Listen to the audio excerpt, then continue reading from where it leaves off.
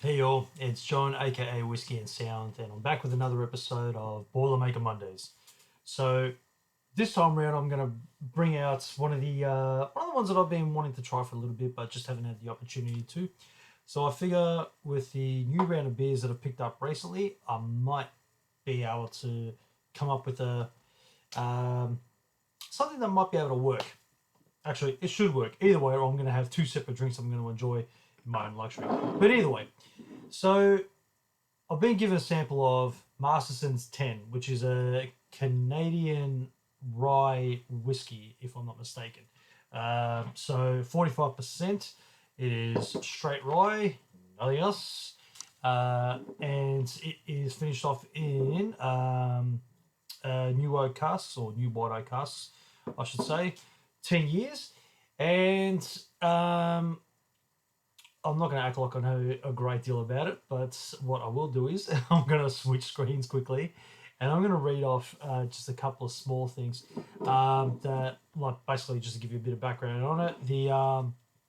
That this particular rye was named after a gambler, buffalo hunter, army scout, gunfighter, and newspaperman, William Bat Madison. So if the whiskey is anything to go off him, it's going to be all sorts of character from all sorts of angles. So who knows? Hopefully, it's going to be, yeah, quite a interesting little rye. I've been getting into a couple of my ryes of recent times. So High West Double Rye and Rendezvous Rye I've been getting into as of recent times, which has been very fun. I am well acquainted with Belgrove's Aussie Rye Whiskey, which is very fun, and very innovative to say the least. Uh, and yeah, there's a few in town that are starting to pop up with some rye malt. Um, One of them was Backwood, um, which was a red gum rye malt. If you're one of the lucky ones that got your hands on one of those, wow, that is a challenging dram. It is very chewy. It does suck your mouth dry. It's got a very drying palate on it, but then all sorts of fun stuff start to happen out of it. Um, so yeah, so bottom line is I have been getting into my rye whiskies lately. And I know there's plenty out there to try. There's Gospel, there's even Archie Rose. I have not had a great deal of Archie Rose, and they get into their rye malts. So um, yeah. Anyway, without any further ado, I'm gonna pour myself some of this Masterson's Canadian 10. So put myself a nice little amount there, and let's see what we get on the nose first. I've got a suspicion what way I want to go about this, but see what the nose says. Oh, okay, very very green appley and very. Okay, that's actually doing a few things. Like straight off the bat, I get like green apples, um, more like it's got like a it's kind of like a it's kind of like an apple tart thing happening, like with the pastry, some vanilla custard over it. That's what I'm getting on the nose so far. Um,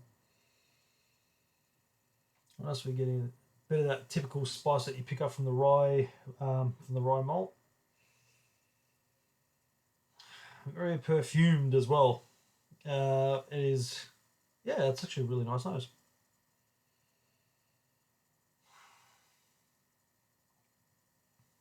Do that little trick that we do to see what it's going to do with the pellet, and it looks like it's going to sit and linger at 45%. That's actually got a fair bit of weight to it. Like the legs are only just starting to drop off now. If you can see it, no, not quite. Anyway, from what I'm seeing in my glass, the legs are only just starting to drop down now. So that's, I'm expecting medium to heavy, like a palate embracing, if you want to call it that. So,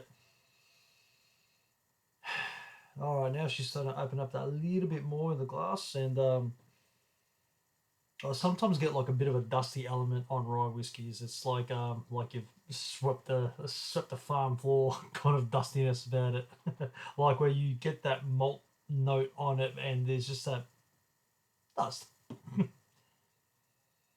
So now I'm getting a dusty green apple tart with vanilla custard. Yeah. Anyway, okay, let's get this on the palate and let's see what it does.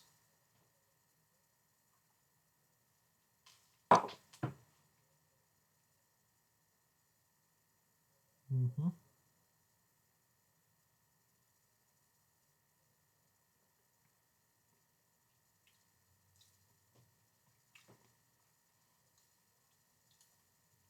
Oh, that's very chewy. Great finish. Really great finish. It's spicy, it's leathery. Green apples are still there. Grassy notes to it. Yeah, it's florally and grassy. Oh, that is a gorgeous finish. I really like that. That's really nice. I think I know what I'm going to do with that. I'm going to consult my friends, Mr. Wolf of the Willows. And I'm going to try out his new beer glass. Thank you very much for that. That is awesome. So I'm going to try the Woodsman. If you can see that, sort of. Yes, you can. I should tell you what. Let's get the light out of it. There we go. So the Woodsman, which is a amber ale at 4.5%. So stone fruit hops are paired with soft toffee malts, a velvety mouthfeel, light bitterness. Malt driven, smooth, and easy drinking for the Woodsman in all of us. And yeah, I reckon this might pair very well with it. What I'm trying to achieve with it is a bit of a spice bomb, and see if I can bring out a creaminess about it, and just turn it into a nice, rich, decadent kind of Boilermaker. And in hindsight,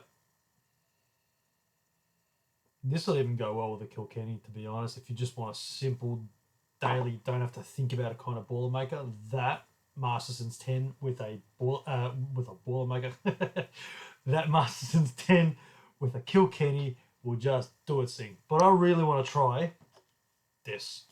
So, being in the mood for an amber ale as well. So, that's why I want to pair this back with the rye. All right, let's see how we go. That's got a lovely, rich colour.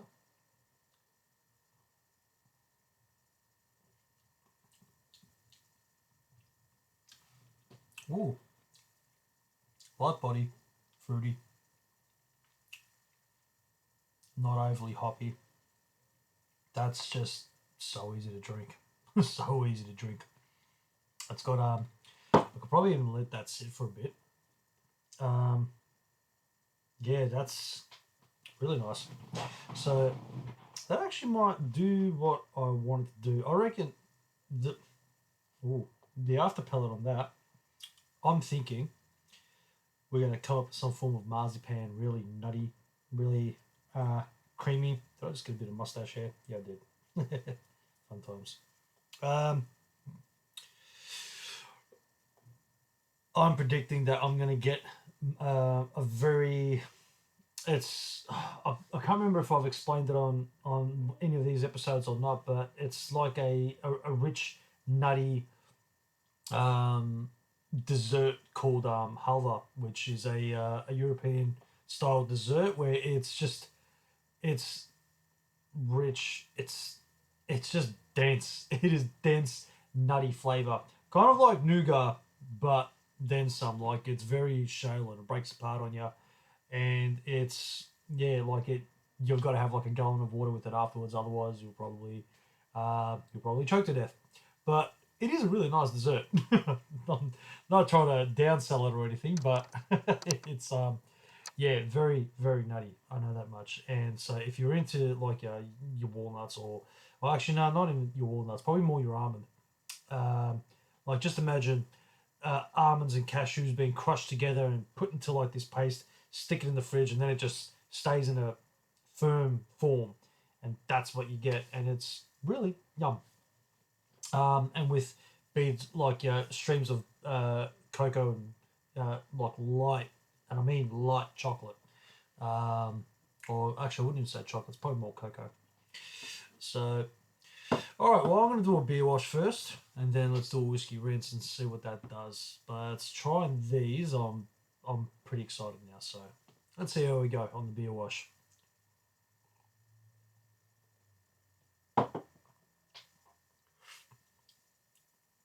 Yeah, I really need to let that sit. Ooh, yeah, honey flavor. That's there's honey coming through on that one now. Yeah, there's honey, there's fruits.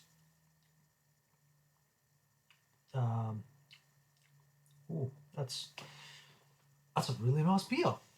I'm really enjoying that. Okay, now let's give it a because it's got a quick finish on it. I'm gonna give it a I'm gonna go one more sip, make sure that it's fresh on the palate, and then we'll do a whiskey rinse and see what the result is with that. All right. So once that's fresh on,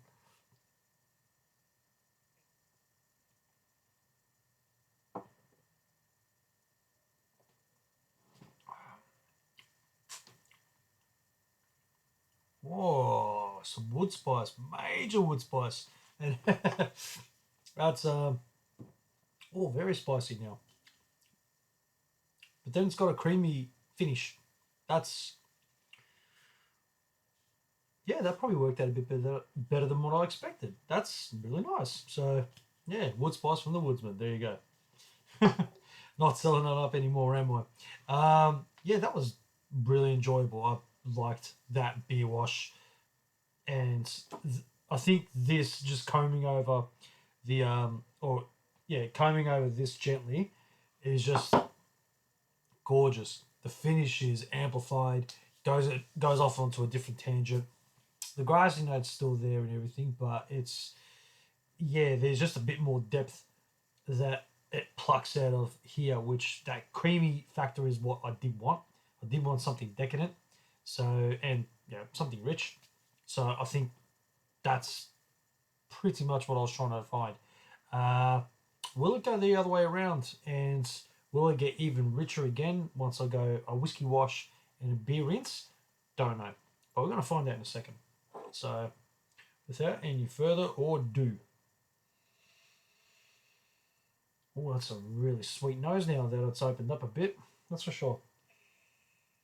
This is a really nice rye, and I think it's actually I'm not even going to remember what the price point is on this one. I think it's about the 150 mark, or yeah. Anyway, yeah, it's within the vicinity of $150. Could even be more. Oh, I just got notes of peppermint then too. Beautiful. Like I'm finding more and more stuff out of this thing. The more it goes on, that's for sure. This is really nice. Highly recommend it. All right, so let's go a whiskey wash, and then we'll hit it with a beer rinse, and then see if it gets any better, or if it just plateaus, or if we just know that the clear winner was the beer wash and whiskey rinse.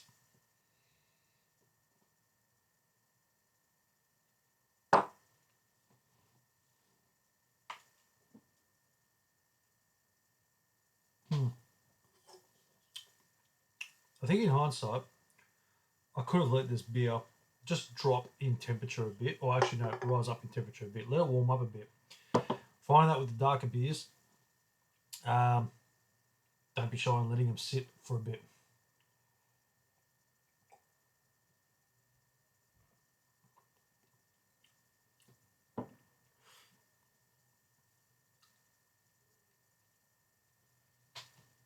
Nutty and hoppy. That's what I'm getting now on this. So depending on what direction that you want to go in, if you're very hop driven, whiskey wash beer rinse will definitely be the go. And me personally, for my palate, I did prefer the beer wash whiskey rinse. That was more what I was aiming for with regards to that creaminess and just a bit more decadence. And I think we pulled that one off. So much so that I'm going to have that right now because this is a fun Boilermaker, that's for sure.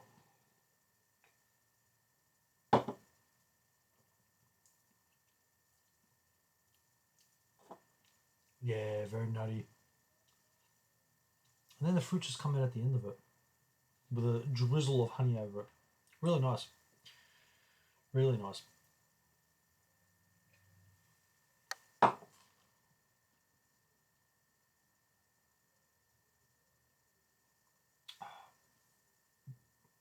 Pardon me. That peppermint note just come out of nowhere. That's really nice.